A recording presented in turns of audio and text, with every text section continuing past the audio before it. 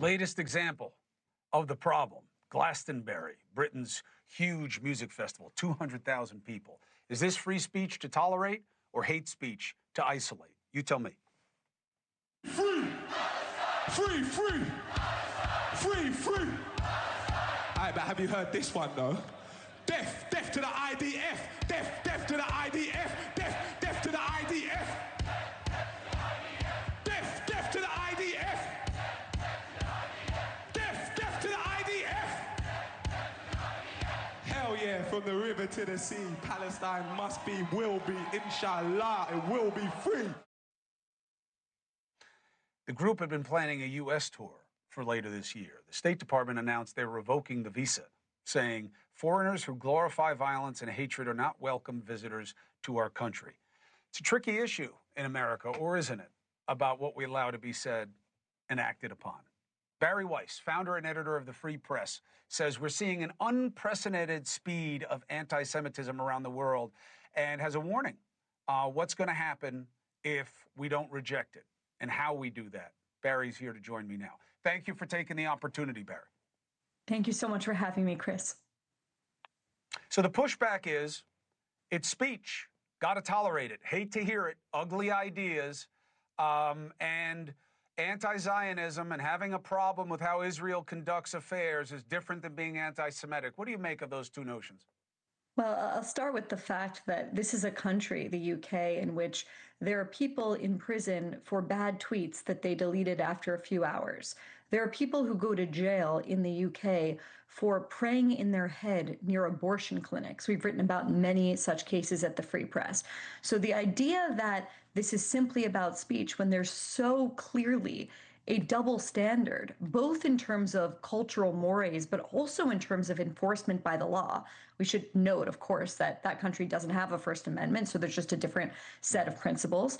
I'm proud to live in a country that has them. I also think it's extraordinarily important to be honest about what's going on here. What's going on here is that we have a cultural movement that is absolutely vociferous in their rejection of the slightest of microaggressions against every single minority group under the sun, and yet they are except Jews.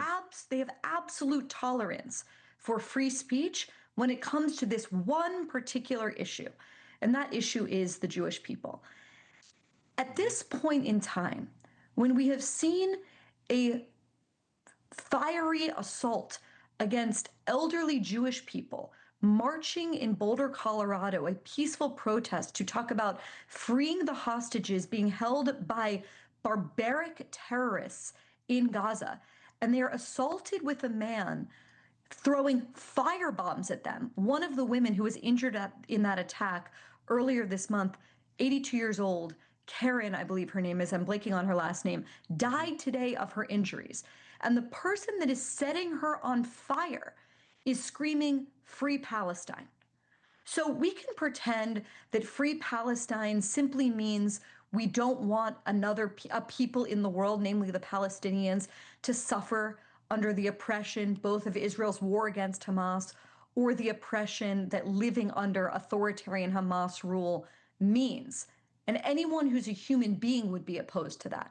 But to sit here and say that free Palestine is about that is about as naive as saying that, 1930s chants in Germany that talked about Lebensraum was really about just wanting a bigger backyard in Germany, really about just wanting a living space. It's the exact same thing as suggesting that, blood and soil, it's just about blood and soil. It's not really about something more sinister. What we are seeing happening is a active ideological movement, not just to demonize Israel, not just to demonize the Israeli military, not just to demonize the war that began on October 7th, but to demonize Jews. From the river to the sea, Palestine will be free. That's part of it. Part of it is about erasing Israel from the map. But the larger movement happening here that I don't think people are yet alive enough to, and I know that you are, and I know you talk about it so much on this show, is erasing Jews from the moral map. And it is incredibly simple and brilliant in its strategy. It basically says Israel is the root of all evil in the Middle East and the source of so much war and violence. The Jews that support Right. or are complicit or refuse to disavow it are complicit in that evil. Ergo, the Jews are outside of the realm of the circle of the just, and they must be purged. And that's actually the deeper thing that's happening here. What do you make of people who say, hey, denying the visa, that this is not the UK? And here we allow people to voice whatever ideas we want, and we hope in the marketplace of ideas that the ugly ideas are exposed and bested by better ideas. Or do you think withdrawing the visa was the right move? Well, of course, it's the case that if you're an American and you're lucky enough to be born in this country or have American citizenship, you are entitled to all of the rights enshrined in our Declaration of Independence and in our Constitution. I would say the right to speech being chief among them. But the country does not have to let in anyone any more than it has to grant citizenship to people that actively want to undermine the country itself.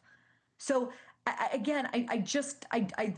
do really think that people that are trying to make this about speech, it's a sideshow. Of course, this punk rocker, Bob Vylan, who I'd never heard of before, has every right to get up and say, you know, death to the IDF. He has every right to get up there and say, you know, free Palestine in the truest sense of what he means by that, which is the erasure of the state of Israel. That is what it means. From the river to the sea, no Jewish state. It doesn't mean two states side by side. It means the erasure of Israel. Of course, he's entitled to say that.